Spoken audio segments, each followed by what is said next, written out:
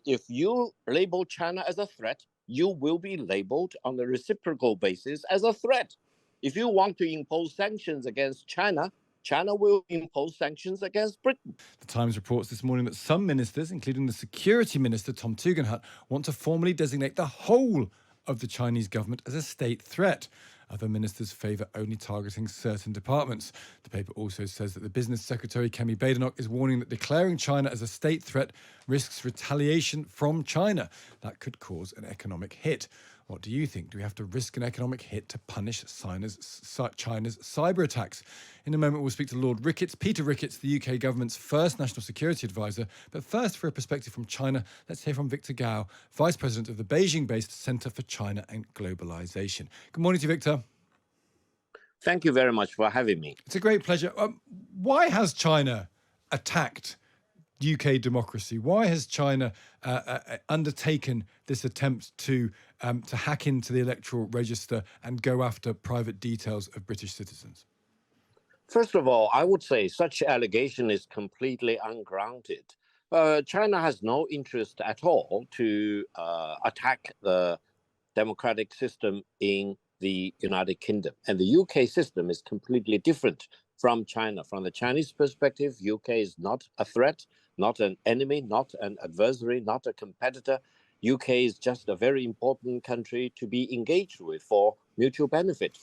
Therefore, such allegation, I hope, will be proven to be groundless and misguided, and the British side need to come up with firm evidence to back up its claim, if any, in order to really substantiate such. It's not just Britain, actually. It's not just Britain, actually, is it? It's America as well. Britain and the United States together today have accused China of launching a prolific global campaign of cyber attacks. New Zealand has accused China of doing the same thing. Either you think these three states are lying, and I'm interested to think why would they lie about this, or there are grounds to suggest that China is engaged in a very widespread, prolific attempt to hack into the databases of other countries.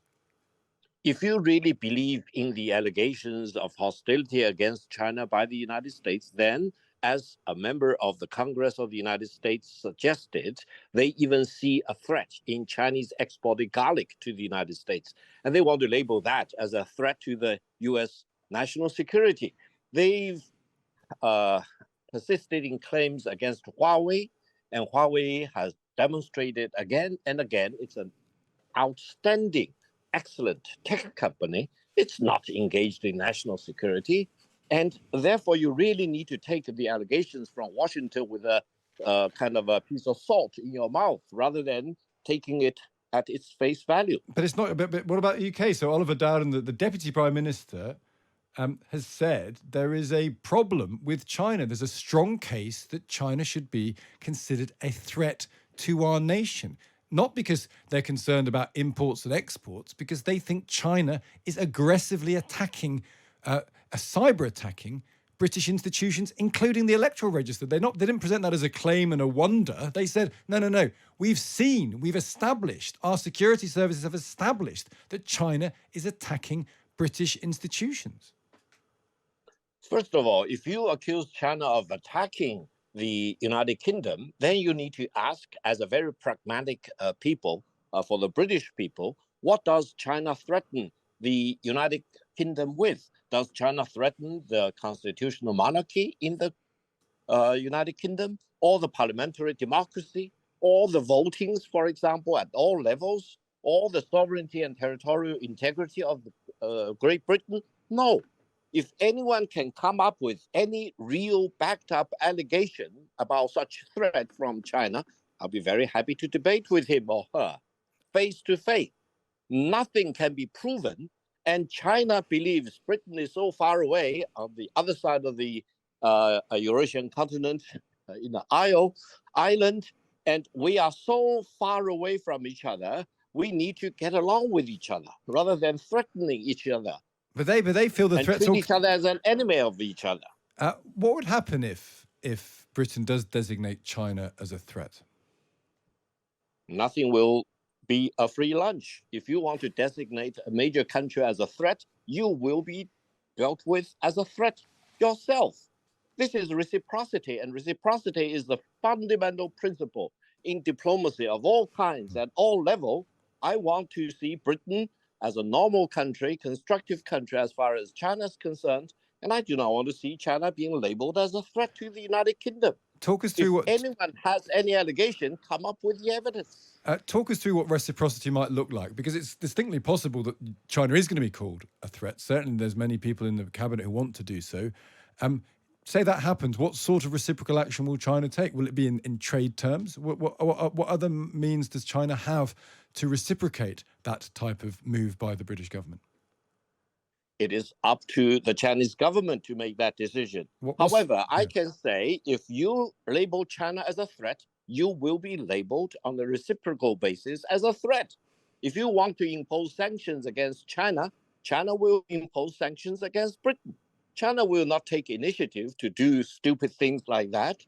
But if such unguided, misguided things will be done in London, don't believe you will be completely immune to repercussions.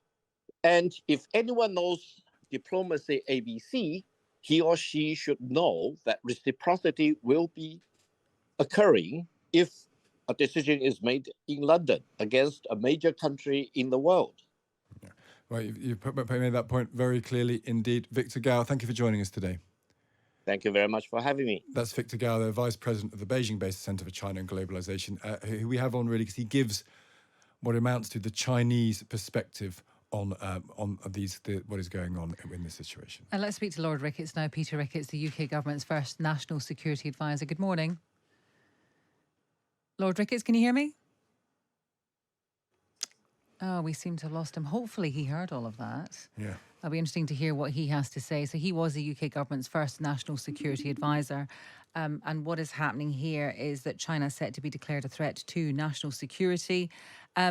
Initially, Victor Gao didn't seem that bothered, and then it ramped up very much towards the end. Well, if you do that, we'll do it too. Because I think China's diplomatic position is, A, we're miles bigger than Britain and we don't care, Yeah. which is kind of how he started, wasn't it? But you can always deny everything as well, because as far as we can establish, the British state, the American state, the New Zealand state have said that, according to their security services, this has happened.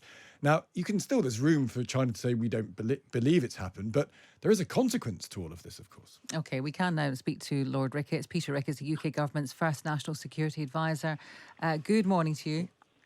Good morning. I think you managed to hear most of what Victor Gao had to say. I'm sure you've heard this kind of stuff before.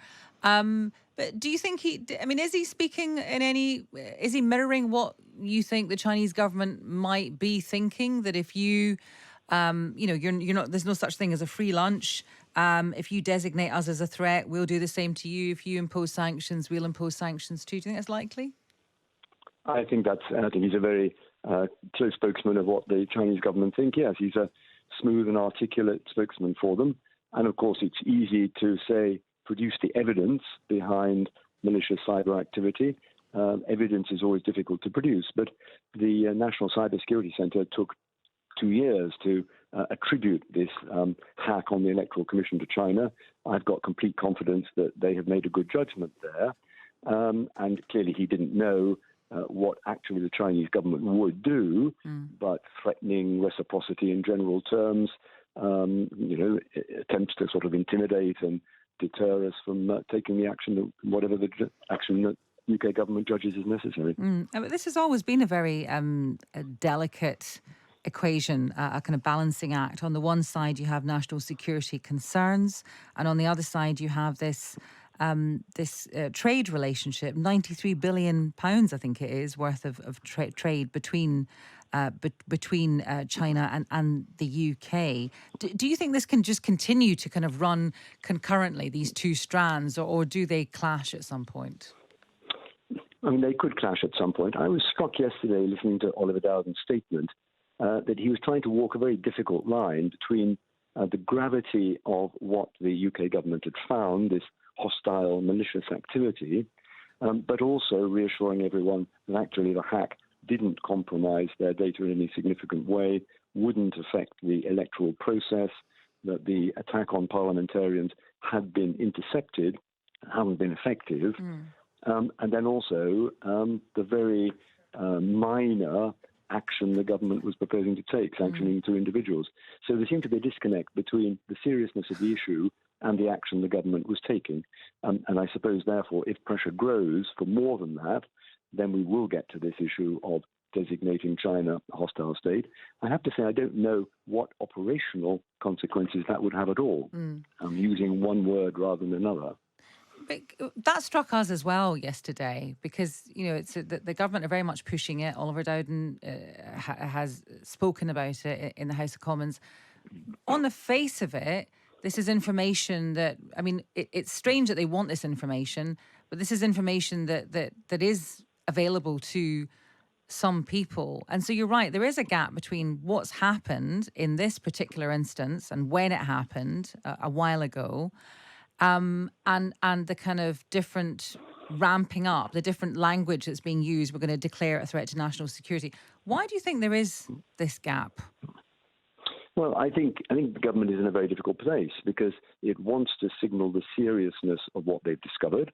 And on the other hand, they don't want to frighten people that this means millions of people have had their data compromised in a way that could, risk their security. And when they come to action against China, as you say, they have to take account of the fact that the relationship with China is a complex one.